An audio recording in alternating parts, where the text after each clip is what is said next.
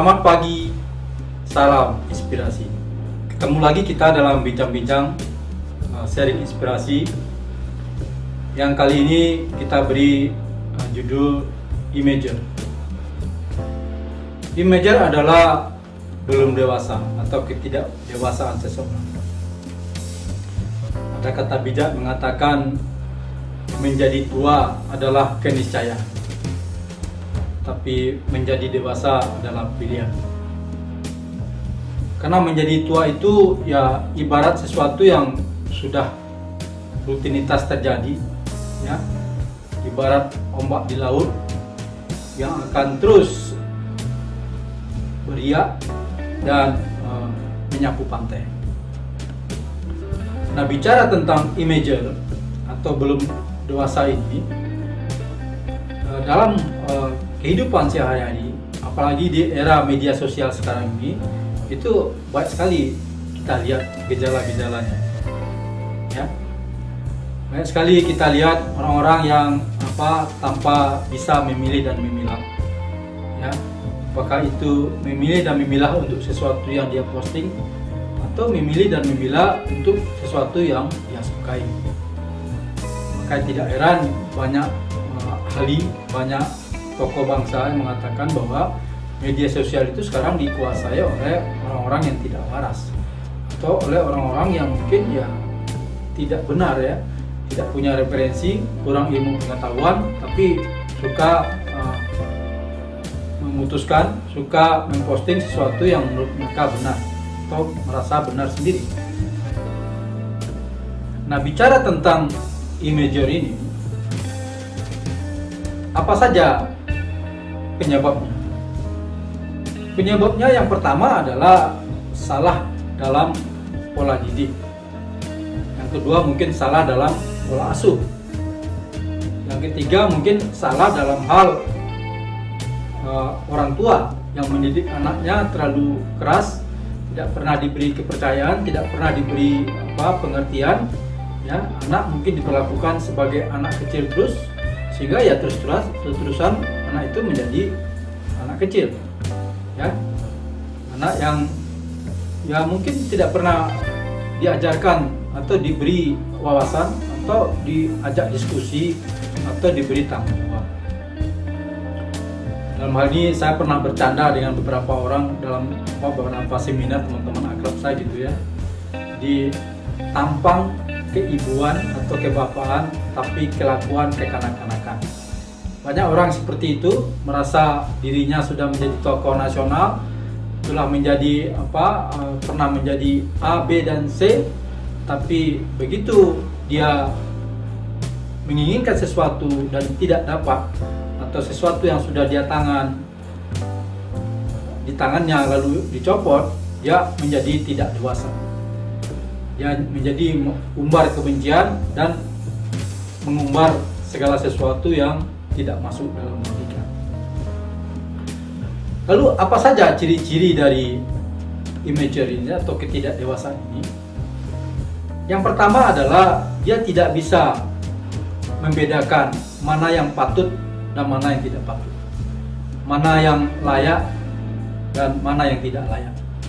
Atau bahkan mungkin lebih parah lagi, dalam kelas terendah, yaitu dia tidak bisa membedakan mana yang salah dan mana yang benar.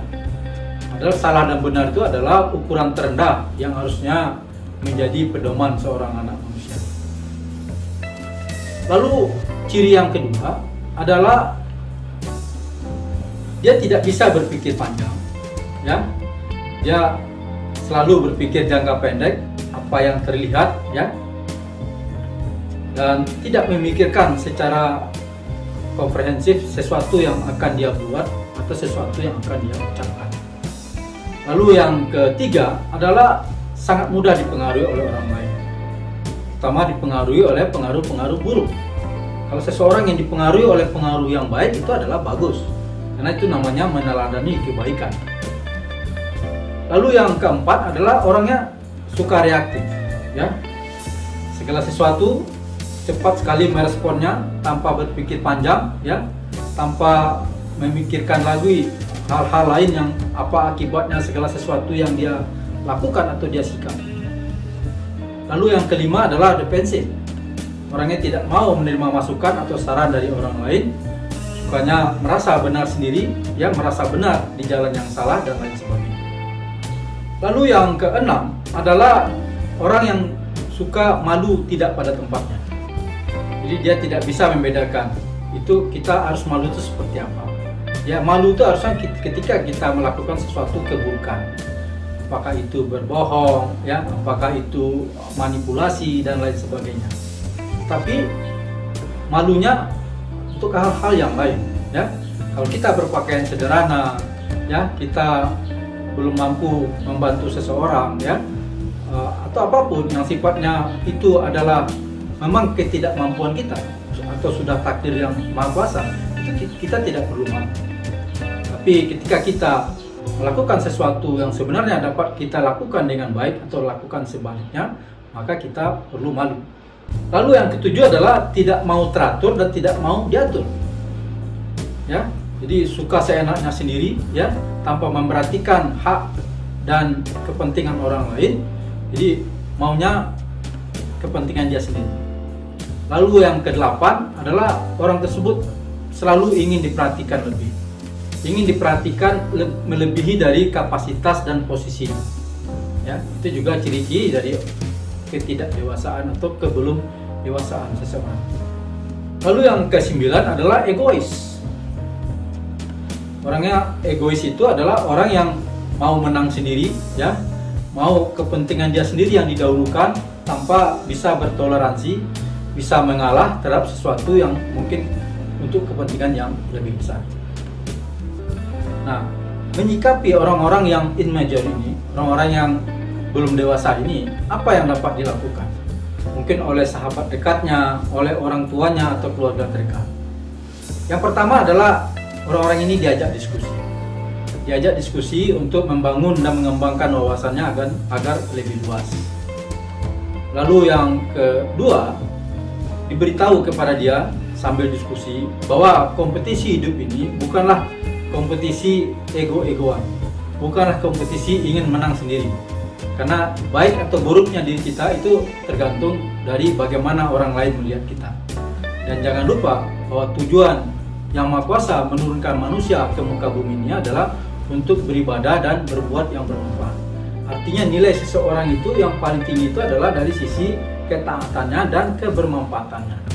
Hal ini juga sejalan dengan teori Maslow yang tertinggi adalah transenden.